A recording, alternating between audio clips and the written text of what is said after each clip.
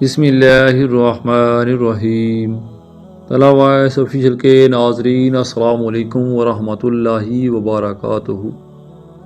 پروردگار عالم جل جلالہ نے جب آدم علیہ السلام کو پیدا کرنا چاہا تو حضرت جبرائیل علیہ السلام کو فرمایا کہ روئے زمین سے ہر رنگ کی مٹی، سفید، سرخ، سیاہ، شور، شیری، نرم سخت میں سے ایک مشت خاک اٹھا کر لا کہ میں ایک مخلوق پیدا کرتا ہوں۔ جب حضرت جبرائیل علیہ السلام زمین کے پاس گئے اور چاہا کہ ایک مشت خاک اٹھائے تو زمین نے پوچھا کہ کس واسطے اتنی مٹی کم کرتا ہے۔ جبرائیل علیہ السلام نے جواب دیا کہ حق تعالیٰ اس سے ایک مخلوق پیدا کرے گا جو زمین پر رہیں گے، نیک اور بد بھی ہوں گے، عقاب اور ثواب ان کے واسطے ہوگا۔ پھر زمین نے عرض کی کہ میں اللہ تعالیٰ کی عزت کی پناہ پکڑتی ہوں کہ تو مجھ سے مٹی نہ اٹھا، کیونکہ کچھ لوگ نافرمانی کی وجہ سے جہنم میں جلیں گے۔ حضرت جبرائیل علیہ السلام زمین کی فریاد سن کر واپس چلے گئے اور عرض کی کہ الہی، زمین تیری عزت کی پناہ چاہتی ہے، میں تیرے نام کی عزت سے مٹی نہ اٹھا سکا۔ پھر حق تعالیٰ جل جلالہ نے حضرت میکائیل علیہ السلام کو بھیجا، وہ بھی واپس آ گئے۔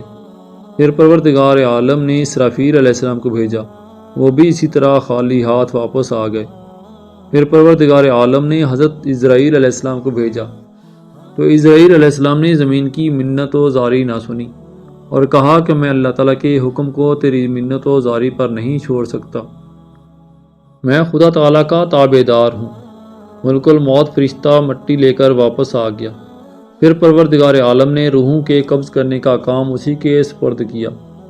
پھر اللہ تعالیٰ نے فرمایا کہ اس مشت خاک کو جہاں پر اب کعبہ مکرمہ ہے وہاں رکھو۔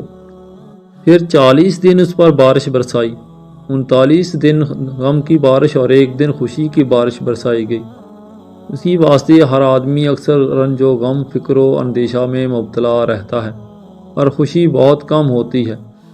فرشتوں نے خدا تعالیٰ کے حکم کے مطابق اسی خاک کا غارہ بنایا، پھر وہ کیچڑ خشک کیا گیا جیسا کہ کمہار برتن خشک کرتا ہے، پھر وہ برتن آواز کرتا ہے۔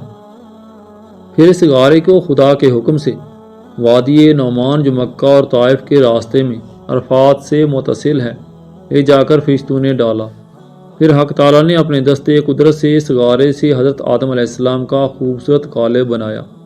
پھر فرشتے اس قالب کو دیکھ کر حیران ہو گئے اور اس کے گرداگرد پھرتے رہے، اور ابلیس بھی اس قالب کو دیکھنے کو آیا اور تعجب سے کہا کہ جسم اندر سے خالی ہے اور جگہ جگہ خلل ہیں، یہ بغیر سیر ہونے کے پر نہ ہوگا، اور اکثر سیر ہو جائے تو پھٹ جائے گا اور چلنے پھرنے میں سست ہوگا اور اس سے کوئی کام نہ ہو سکے گا۔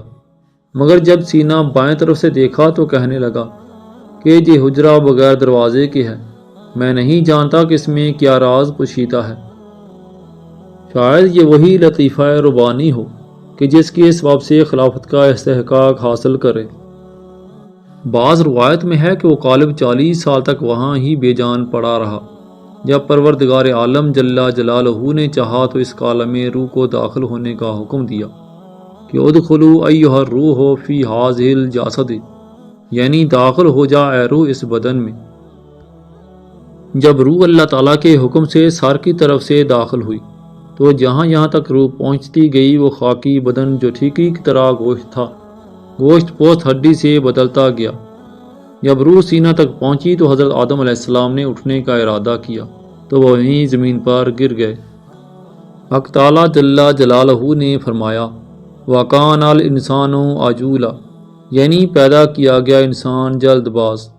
پھر اسی حالت میں آدم علیہ السلام کو چھینک آئی تو الہام الہی سی آدم علیہ السلام نے کہا الحمدللہ، یعنی سب تعریفیں اللہ تعالیٰ کے لیے ہیں۔ اس کے جواب میں پروردگار عالم نے فرمایا یرحمک اللہ، یعنی تیرے پر اللہ تعالیٰ رحم کرے۔ اس کے بعد حکم الہی سے ایک فرشتہ بہشت سے ایک مرصع جوڑا لایا اور آدم علیہ السلام کو خلقت الہی سے مشرف و مکرم کیا اور عزت سے تخت پر بٹھایا۔ وہ جمعۃ المبارک کا دن تھا۔ معزز سامعین اکرام، امید ہے آج کی ویڈیو آپ کو دوستوں کو پسند آئی ہوگی۔ ویڈیو کو لائک اور شیئر کر دیں۔